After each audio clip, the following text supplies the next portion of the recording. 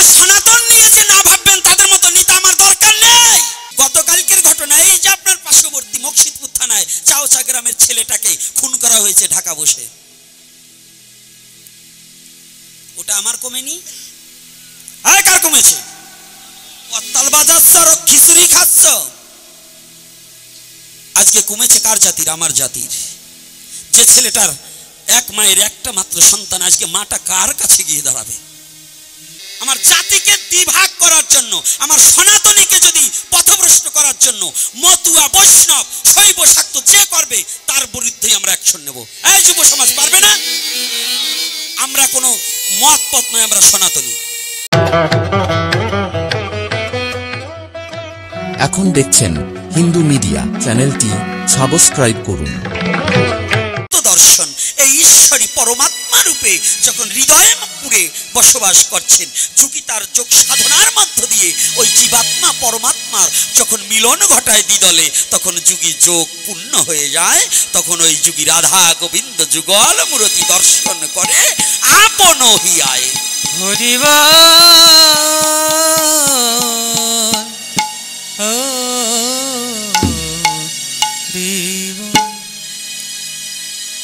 আর এইবার ভগবান, ভগবান সাকার, নিরাকার বস্তুকে সাকার করা, এটা ভক্তের বড় কঠিনতম ব্যাপার। নিরাকার বস্তু, সনাতন ধর্মের ঈশ্বর সাকার না নিরাকার? নিরাকার নয়? সেই নিরাকার বস্তুকে সাকারে রূপ করা এটা বড় কঠিন। সাধারণ জলকে যদি বরফ করতে হয় তাহলে একটা মেশিনের প্রয়োজন। কি বাবা, মেশিন ছাড়া জল কি বরফ হবে? আর একটা ভাবে হয়, কঠিন তাপে বাষ্প হয়ে বাতাসের সাহায্যে যখন পাহাড়ের গায়ে অবস্থান করে, তখন ওই তরল জল বায়ুবীয় হয়ে ওখানে গিয়ে কঠিন রূপ ধারণ করে কি না? যারা সায়েন্স নিয়ে লেখাপড়া করেছেন, জলের তিনটি অবস্থা, কঠিন, তরল, বায়ুবীয়। তা আমার সনাতন ধর্মে তিন অবস্থায় ঈশ্বরের ভজন করা যায়। কয় অবস্থায়? কি কি? আমাদের সমাজে একটা সমস্যা আছে, ঈশ্বর ভজন বলছে ও যা করছে ওটা নয় আমারটা ঠিক, আর আমি যা বলছি যে ওটা নয় আমারটা ঠিক। এই ঠেলাঠেলি হচ্ছে কিনা? হচ্ছে কিনা? কয়েকদিন আগে একটু গিয়েছিলাম আপনাদের, আমাদের এই পশ্চিমবঙ্গ নয়, আমাদের বাংলাদেশের নয়, বাঙালির কৃতি সন্তান বলবো, এবং যিনি জাতপাতকে দূরীভূত করার জন্য, সেই নিষ্পেষিত জাতির জন্য যিনি শিক্ষা ব্যবস্থা আমাদের এই বিলের মধ্যে করেছিলেন, আমার গুরুচাঁদ ঠাকুর এবং হরিচাঁদ ঠাকুরের কৃপায়।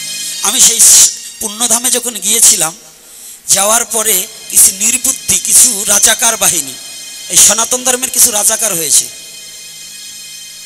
এই সনাতন ধর্মের মধ্যে কিছু রাজাকার হয়েছে, এটা বৈষ্ণবদের মধ্যেও আছে, মতুয়াদের মধ্যেও আছে। এই রাজাকারগুলো নিজের পায়ে নিজেরা কুড়োল মারার জন্য, নিজের স্বজাতিকে ধ্বংস করার জন্য বসেছে। যেমন কিছু মতুয়া হয়েছে, ওরা গুরুচাঁদকেও মানে না, হরিচাঁদও মানে না, ওরাই নিজেরা ভগবান সাজতে চেষ্টা করতেছে। এই যে অমানুষগুলো, আমি গিয়েছি ঠাকুরবাড়ি, ঠাকুরবাড়ি মুসলমানও যেতে পারে, খ্রিস্টান যেতে পারে, বৈষ্ণব যেতে পারে, শৈব যাইতে পারে, শাক্ত যাইতে পারে, পারে কিনা? ঠাকুর কি খালি ওই যে কয়টা বদমাইশের জন্য, ওদের জন্য ঠাকুর নাকি? ঠাকুর ভক্তের, ঠাকুরকে যে ভালোবাসবে সে। মায়াপুরের বাড়িতে মতুয়া যাবে, শৈব যাবে, শাক্ত যাবে, গানপত্য যাবে, সৌর যাবে, মুসলিম যাবে, খ্রিস্টান যাবে, ইহুদি যাবে, জৈন যাবে, নাস্তিক যাবে, যেতে পারে না বাবা? ওরাকান্দি সবাই যেতে পারে না? তো একজন গেলেই কি সে ওই ওরাকান্দির সম্পদ আনবার এবং ওরাকান্দির বদনাম করবার যাচ্ছে?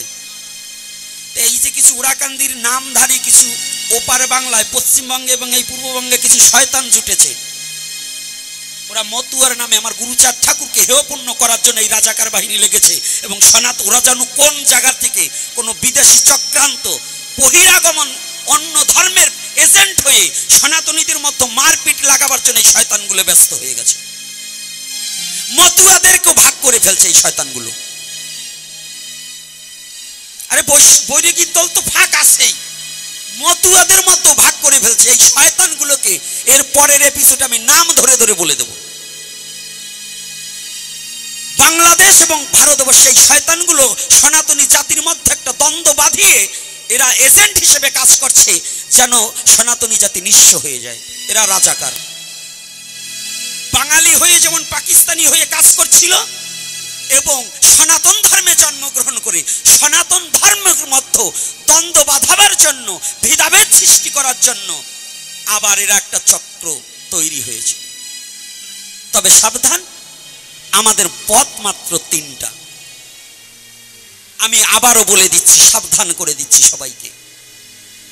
শ্রীমদ্ ভগবদ গীতায় যদি কেউ বলে ঈশ্বর আসতে পারে না, তাহলে তার মতো গাধাই পৃথিবীতে আর জন্মগ্রহণ করেনি। কারণ যেখানে ভগবান কৃষ্ণ নিজে বলেছে, যখন ধর্মের গ্লানি হয়, অধর্ম যখন বৃদ্ধি পায়, আমি তখন স্বইচ্ছায় অবতীর্ণ হয়ে যাই। কি এ কথা আছে কিনা? তাহলে ভগবান বারংবার আসতে পারে, তার যখন প্রয়োজন তখন সে আসতে পারে, যেখানে ইচ্ছা সেখানে সে আসতে। এটাকে যারা অস্বীকার করে, আমি বললাম ওর জন্মে ত্রুটি আছে, ওর জন্মের বাবাকেও মানে না।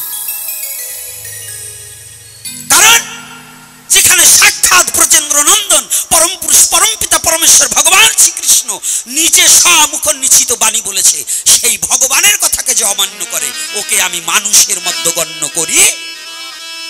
আর সেই সনাতনে জন্মগ্রহণ করে আমার সেই সনাতনকে দ্বিজাতি বিভেদ, মানে দ্বিভেদ করার জন্য, বিভেদ করার জন্য, ভাগ করার জন্য যারা উঠে পড়ে লেগেছে, এদেরকে কখনো জাতি ক্ষমা করবে না। জাতি কোনোদিন তাদেরকে ক্ষমা করবে না। এই জীবকে উদ্ধার করবার জন্য সনাতন ধর্মে যত মহাপুরুষ এসেছে, প্রতিটা মহাপুরুষ এক একটা দায়িত্ব নিয়ে এসেছে। কি দায়িত্ব নিয়ে এসেছে?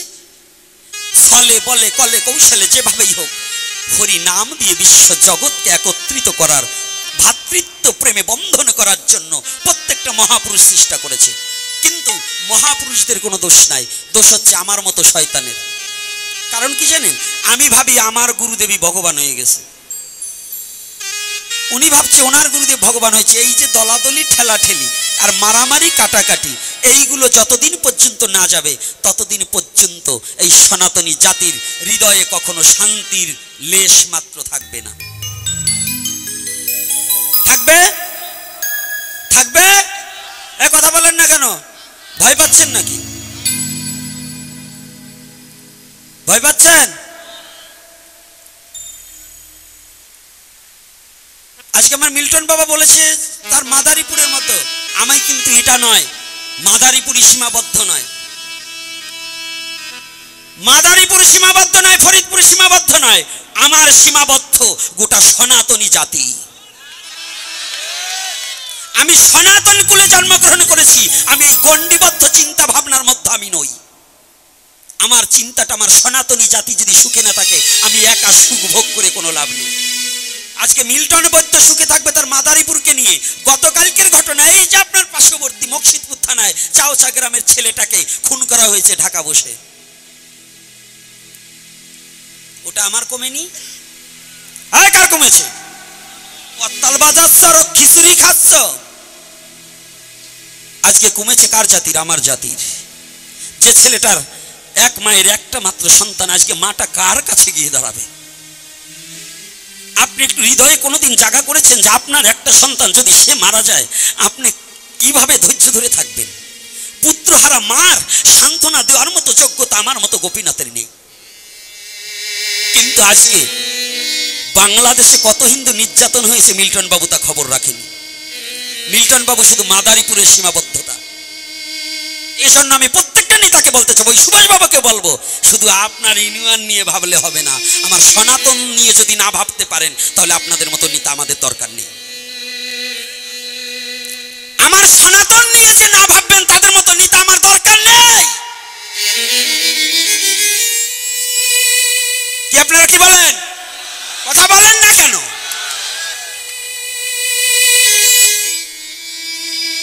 বাংলাদেশের যত অবহেলিত দূরে হোক, যদি আমার সনাতনের প্রতি একটা আঘাত আসে, সেটা আমার বুকে আঘাত এসেছে। এজন্য আমি অনুরোধ করব, ধর্ম নিয়ে কেউ ছিটাছিটি না করে এই এপিসোডের মধ্য দিয়ে বলতে চাই, এরপরে যদি কোনো মতুয়া গুরুচাঁদ ঠাকুরকে অবমাননা করার জন্য এবং আমার সনাতন ধর্মকে দ্বিভাগ করার জন্য যদি কোনো মতুয়া এরকম ফাজলামি করে, ওকে মাথাতে চাল কাতরা মাখিয়ে দেব। পারবেন না? যদি কোনো বৈষ্ণব হেন কাজ করে, ওটাকে ওইরকম করতে হবে। যদি কোনো বৈষ্ণব করে আমার জাতিকে দ্বিভাগ করার জন্য, আমার সনাতনীকে যদি পথভ্রষ্ট করার জন্য, মতুয়া, বৈষ্ণব, শৈব, শাক্ত যে করবে তার বিরুদ্ধেই আমরা অ্যাকশন নেব। এই যুব সমাজ পারবে না? আমরা কোনো মত পথ নয়, আমরা সনাতনী। আমরা কি? আমরা কি? কষ্ট পাচ্ছেন নাকি যে ভাগবতের কথা বাদ দিয়ে এটা বলছি কেন? কি আমার কথা বলছি? এটা প্রয়োজন নেই? তাহলে আমি সনাতনী, আমার মহাপ্রভু বিশ্ব জগৎকে একত্রিত করার জন্য যখন বর্ণবাদের নিকরুণ কষাঘাতে, যখন মানুষে মানুষে দ্বিধা দ্বন্দ্ব এবং মানুষে মানুষে ঘৃণার বীজ ছড়িয়ে দিয়েছিলেন, এই বিষ মানুষ যখন অনুতপ্ত হতে লাগলেন, যখন হাহাকার করে কেঁদেছিলেন, জানেন যারা ইতিহাসবিদ আছেন, আজ থেকে 500 বছরের আগে, 550 বছর আগের ইতিহাস, এই সনাতনীদের প্রতি যে বর্ণবাদের চিন্তা চেতনা ছিলেন। নিম্ন জাতি যদি কোনো উচ্চ বর্ণের বাড়ি যেতেন, তাকে বসতে দিতেন না, যদিও কোথাও নিচে গোবরের ছিটা দেওয়া হতো, যেখানে নিম্ন বর্ণ গেলে পরে খাবার তো দূরের কথা, সে তার ছায়াটা পর্যন্ত মারাতো না। এই অবস্থা যখন এই সনাতন ধর্মের মধ্যে ঢুকে পড়েছিল, তখনই কলির পাবন অবতারী রাধা কৃষ্ণ দুহু অঙ্গ এক অঙ্গ হয়ে শ্রীকৃষ্ণ চৈতন্য মহাপ্রভু এসে উদয় হয়ে গিয়েছিলেন।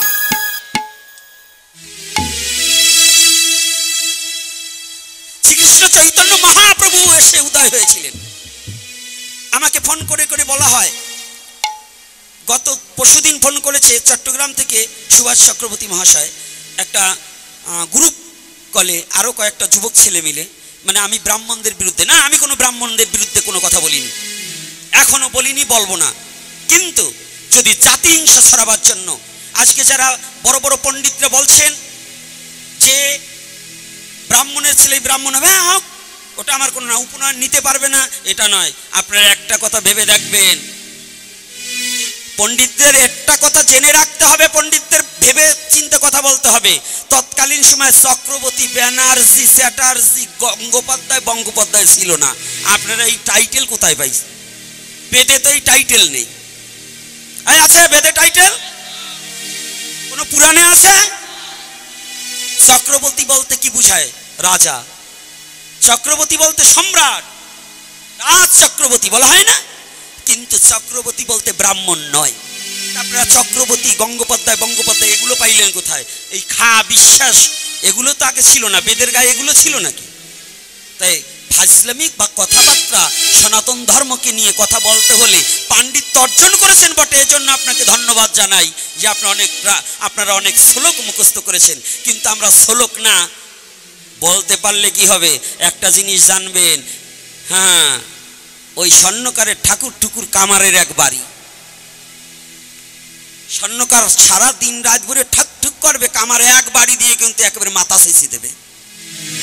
এজন্য সনাতন ধর্ম নিয়ে আবার বর্ণবাদ বাংলা ভারতের মধ্যে সৃষ্টি করতে চাইলে তাকে কোনো ছাড় দেওয়া হবে না। যে জাতি হোক যদি বর্ণবাদ ছড়াতে চায় তাকে কোনো ছাড় দেওয়া হবে না। আমি সনাতনী। কোথায় ছিল সেদিন তোমার এই কৌলিন্য প্রথা? সৃষ্টির প্রারম্ভে খোঁজা, যদি জগৎ পিতা জগদীশ্বর এক মনু হইতে যদি সমস্ত জাতির সৃষ্টি হয়, ওটা পড়নি? ওটা পড়নি? এক মনু হইতে যদি জগৎ সৃষ্টি হয়, তাহলে এই নিচু মুচির ছেলেও ব্রাহ্মণ, এটা জানিতে হবে। তোমার কথায় চলবে না, আগে সিদ্ধান্তবাদে আসতে হবে। বস্তু নির্দেশিয়া করো তত্ত্বেরই বিচার। তোমার মতো তুমি বলে যাবে আর এই কুসংস্কার ছড়িয়ে দেবে, এটা সনাতনী জাতি কখনো মানবে।